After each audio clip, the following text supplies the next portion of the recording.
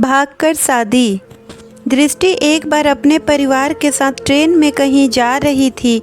तभी ट्रेन किसी स्टेशन पर रुक गई और 1 घंटे तक उसी स्टेशन पर रुकी रही। बहुत से पैसेंजर ट्रेन के नीचे उतरते हुए थे। तभी दृष्टि के पिता ट्रेन के नीचे उतरे और किसी से पूछा कि गाड़ी क्यों रुकी है।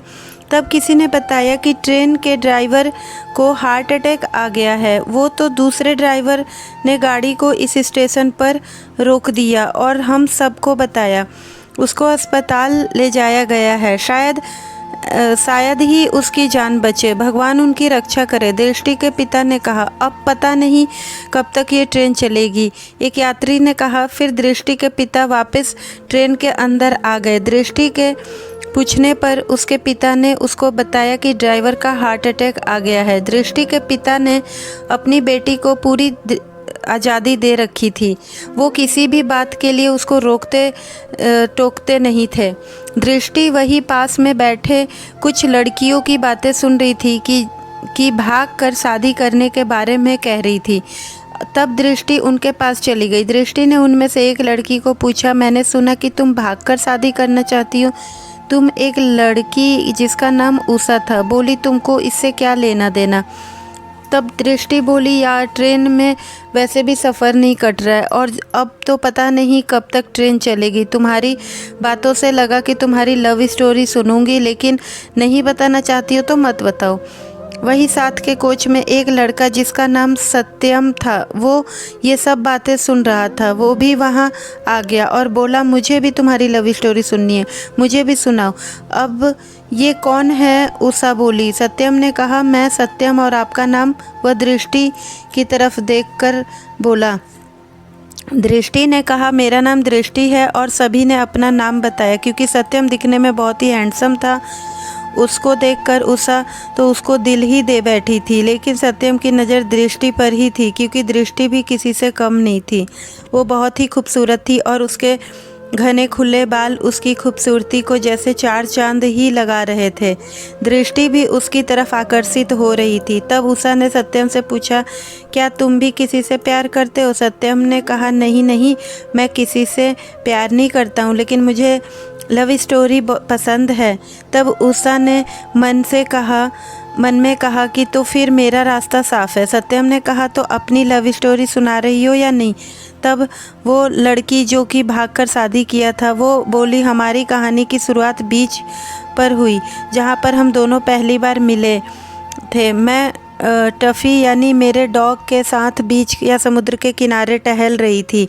तभी सामने से एक लड़का मुझसे टकराया। हम दोनों नीचे गिर गए। तभी एक लड़की भी वहाँ पर आई और मुझे और उस लड़के को उठाया और मुझसे माफ़ी मांगकर कहा कि आई एम सॉरी, मेरा भाई दीपक मुझे तंग कर रहा था, इसलिए मैं उसको मारने के लिए उसके पीछे दौड़ रही थी और वो भागते हुए आपसे टकरा गया। तब मैंने कहा, कोई बात नहीं, और मेरा भाई भी ऐसा ही करते हैं। तब उसने टफ़ी को देखकर कहा, सिमी, ये तो बिल्कुल हमारे टोजो के जैसा ही है। उस लड़के ने टफ़ी से खेलना शुरू कर दिया और टफ़ी और उसमें कुछ देर में ही दोस्ती हो गई। फिर हम तीनों अपने अपने डॉगी के बारे में एक दूसरे को बताने लगे। हम तीनों ही कुछ देर में दोस्त बन गए। फिर वहाँ पर हम तीनों ने बहुत ही एंजॉय किया। अगले दिन मुझे दीपक का फ़ोन आया। उसने कहा, मानसी, क्या आज तुम फ्री हो? मैंने कहा, हाँ।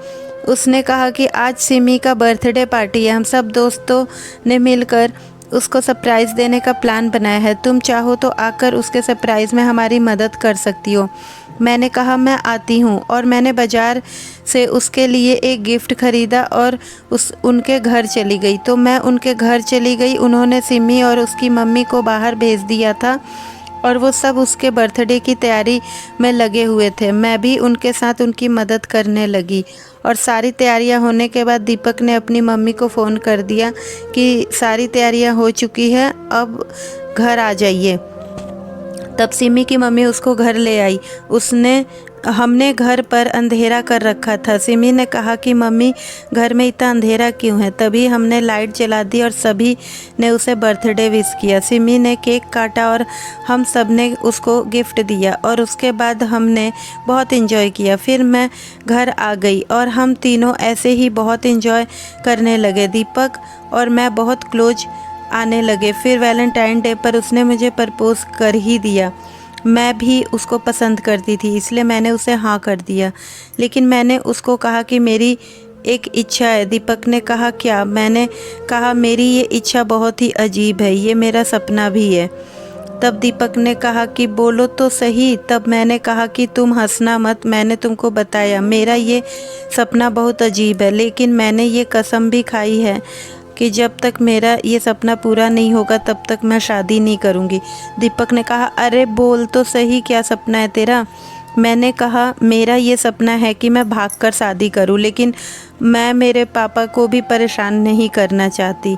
अब तुम बताओ कि तुम मेरा ये सपना पूरा कर सकते हो, क्योंकि जब तक ये नहीं होगा मैं शादी नहीं करूंगी। दीपक पहले तो हंसने लगा, अरे ये भी कोई सपना है? मैंने कहा मेरा तो यही सपना है, पूरा करना है तो बोलो। तब दीपक बोला कि मैं मेरे मम्मी पापा को तकलीफ़ देकर कोई काम नहीं करूँगा, लेकिन सोचता हूँ इसके बारे में। तुम दीपक वहाँ से घर वापस आ गया और अपने माता पिता को इस बारे में बताया। तब उसके पिता ने दीपक को बताया कि इस बारे में तुम उसके पिता से बात करो। उसके बाद 2 दिन बाद दीपक ने मुझे बुलाया और मुझे बताया कि मेरे साथ भागकर शादी करने को तैयार हैं। तब मैं बहुत ही एक्साइटेड हो गई थी।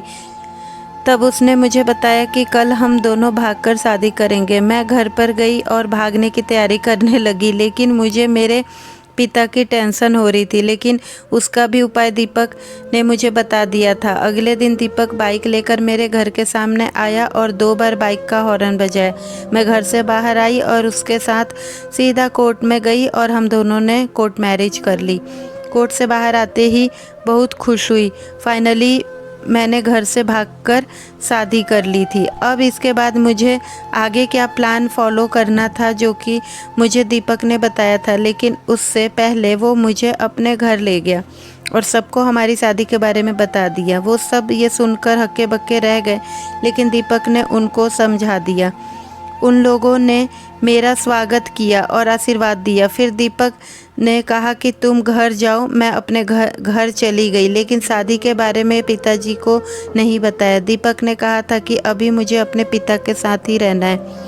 फिर अगले दिन दीपक ने अपना प्लान शुरू कर दिया। उसने हमारा रिश्ता लेकर अपने पिता को हमारे घर भेजा। कुछ दिनों में से उन दोनों की भी दोस्ती हो गई थी। उन्होंने मेरे और दीपक के रिश्ते की बात कही तो मेरे पिताजी ने कहा कि आपने तो मेरे दिल की बात छीन ली। मैं भी ये चाहता हूँ कि उन्होंने हमारी शादी पक्की कर दी और कुछ दिनों बाद हमारी शादी पूरी रीति रिवाज के साथ हुई। फिर हमारी सुहागरात को एक राज बताकर दीपक ने मुझे शॉक कर दिया। उसने मुझे बताया कि हमारे भागकर शादी करने के बाद सबको पता था, यहाँ तक कि तुम्हारे पापा को भी इस बात का पता था। मैं बहुत दुविधा में था, क्योंकि तुम भागकर शादी करना चाहती थी, लेकिन मुझे पूरी विधि विधान से शादी करने की इच्छा थी। इसलिए मैं तुम्हारे पापा के पास गया, उन्होंने ही मुझे ये आइडिया दिया। आज हमारी शादी की पहली रात है, तो मुझे लगा तुमको सच पता होना चाहिए। इससे तुम नाराज़ तो नहीं? तब मैंने कहा कि तुमने जो किया सही किया। तुमने मेरी इच्छा को भी पूरा किया और साथ में यह भी ध्यान रखा कि मेरे पापा को भी दुख ना हो। तुम्हारा धन्यवाद। फिर भी अगले दिन मैं पापा के पास गई। उन्होंने बताया कि दीपक बहुत ही अच्छा और समझदार लड़का है, इसलिए मैंने इसका साथ दिया। आज यही है, मैं अपने सहेलियों को बता रही थी कि तुम आ गए। अब तुम्हें पता चला मैंने कैसे भागकर शादी की। फिर सब हंसने लगे और गाड़ी भी चल पड़ी। अगले दिन सब अपने अपने घर चले गए, लेकिन सत्यम ने दृष्टि को अपना नंबर दिया और कॉल करने को कहा। तो दोस्तों, हमारी कहानी कैसी लगी कमेंट करके ज़रूर बताएं। कहानी अच्छी लगी हो तो प्लीज़ वीडियो को लाइक और शेयर करें, और अगर हमारे चैनल पर नए हैं तो प्लीज़ चैनल को सब्सक्राइब करें। तो मिलते हैं एक नई कहानी के साथ। धन्यवाद।